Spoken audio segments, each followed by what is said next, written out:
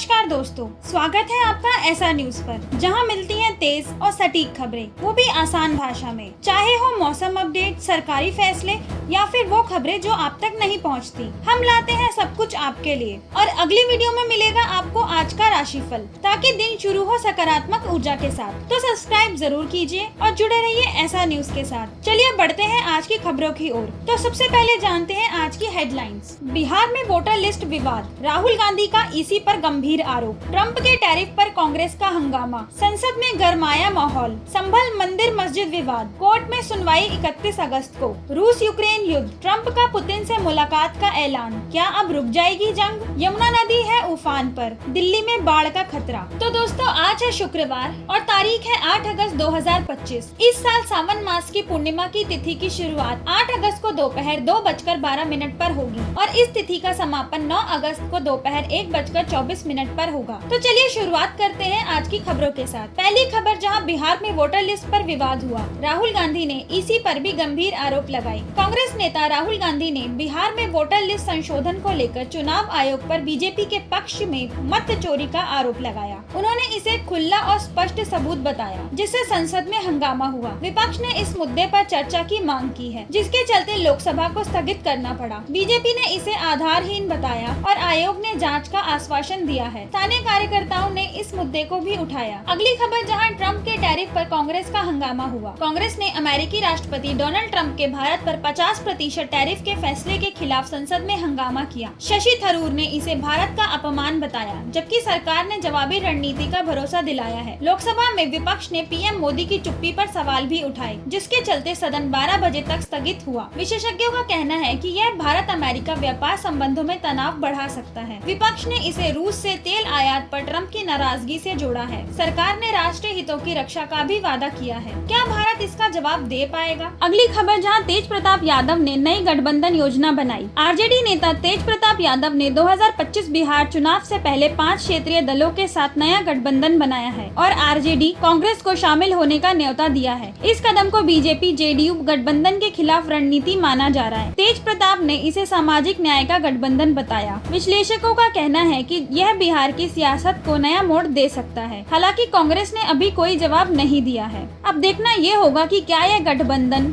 सफलतापूर्वक काम करेगा या नहीं। अगली खबर जम्मू कश्मीर से है, जहां उमर अब्दुल्ला की 42 दलों को चिट्ठी। नेशनल कॉन्फ्रेंस के उमर अब्दुल्ला ने 42 दलों को पत्र लिखकर जम्मू कश्मीर में राज्य का दर्जा बहाल करने की मांग की है। उन्होंने कहा कि जनता लंबे समय से इंतजार कर रही है। यह कदम केंद्र सरकार पर दबाव बढ़ा सकता है। पीडीपी की महबूबा मुफ्ती ने भी इसका समर्थन किया है। केंद्र ने अभी तक कोई जवाब नहीं दिया है। अब देखना ये होगा कि क्या ये मांग पूरी की जाती है या नहीं। अगली खबर, जहां दिल्ली विधानसभा में फांसी घर विवाद को लेकर केजरीवाल को सम्मन दिया गया है। दिल्ली विधानसभा ने फांसी घर विवाद पर विशेषाधिकार समिति को जांच के आदेश दिए। आप नेता अरविंद केजरीवाल और पूर्व स्पीकर को सम्मन जारी किया गया है। यह विवाद तब शुरू हुआ जब विपक्ष ने जेल में कैदियों के साथ कथित दुर्व्यवहार का मुद्दा उठाया। बीजेपी ने इसे आप की नाकामी बताया, जबकि आप ने इसे सियासी ड्रामा करार दिया। जांच समिति 30 दिनों में रिपोर्ट देगी। यह मामला दिल्ली की सियासत में नया तूफान ला सकता है। क्या आपकी छवि को नुकसान पहुंचेगा? अगली खबर, जहां एनडीए ने पीएम मोदी और नड्डा को दी उपराष्ट्रपति उम्मीदवार चुनने की जिम्मेदारी। तो आपको बता दें कि एनडीए ने पीएम नरेंद्र मोदी और बीजेपी अध्यक्ष जेपी नड्डा को उपराष्ट्रपति उम्मीदवार चुनने का अधिकार दिया है। यह फैसला जगदीप धनखड़ के 21 जुलाई को इस्तीफे के बाद लिया गया। विपक्ष ने इस प्रक्रिया पर सवाल उठाए, जबकि एनडीए ने इसे पारदर्शी बताया। उम्मीदवार की घोषणा जल्द ही संभव है। यह कदम एनडीए की एकजुटता को दर्शाता है। अब देखना ये होगा कि क्या ये सियासी समीकरण बदलता है या नहीं। अगली खबर, जहां सुप्रीम कोर्ट ने जस्टिस वर्मा की याचिका खारिज की। संसद में महाअभियोग की तैयारी भी शुरू हो चुकी है। सुप्रीम कोर्ट ने जस्टिस यशवंत वर्मा की याचिका खारिज कर दी है, जिसमें उन्होंने जांच समिति के गठन को चुनौती दी थी। सीजीआई की सिफारिश पर संसद में महाअभियोग की प्रक्रिया शुरू हो सकती है। यह मामला कथित न्यायिक नकद घोटाले से जुड़ा है। विपक्ष ने इसे न्यायपालिका की स्वतंत्रता पर हमला बताया है। अगली बड़ी खबर, जिसमें संभल मस्जिद मंदिर विवाद में कोर्ट अब 21 अगस्त को सुनवाई करेगा। उत्तर प्रदेश के संभल में मंदिर मस्जिद विवाद पर सिविल कोर्ट ने 21 अगस्त को सुनवाई तय की है। यह मामला स्थानीय समुदायों के बीच तनाव का कारण बना है। बीजेपी ने इसे सांस्कृतिक विरासत का मुद्दा भी बताया है, जबकि विपक्ष ने इसे सियासी रंग देने का आरोप लगाया। कोर्ट का फैसला अहम होगा। देखना ये होगा कि क्या यह निर्णय शांति बहाल करेगा या फिर हिंसा को हवा देगा। अगली खबर जम्मू कश्मीर में आतंकवाद पर सेना की कार्रवाई से संबंधित है। जम्मू कश्मीर के डोडा जिले में सेना ने पाकिस्तान समर्थित आतंकवादियों के खिलाफ बड़ी कार्रवाई की। विपक्ष ने इसकी तारीफ की, लेकिन केंद्र से सुरक्षा मजबूत करने की मांग की गई है। सेना ने 2 आतंकियों को मार गिराया। यह कार्रवाई क्षेत्र में शांति के लिए अहम मानी जा रही है। अगली खबर जहां ईडी का बड़ा ऑपरेशन सामने आया है। उत्तर प्रदेश के निलंबित IAS अभिषेक प्रकाश के करीबी निकांत जैन पर ईडी का बड़ा एक्शन हुआ। गोमती नगर, मेरठ और नोएडा में एक साथ कई ठिकानों पर छापेमारी की गई। निवेशकों से रिश्वतखोरी के मामले में यह ऑपरेशन चलाया गया। पहले से ही IAS अभिषेक को सस्पेंड किया जा चुका था और निकांत जैन STF की गिरफ्त में है।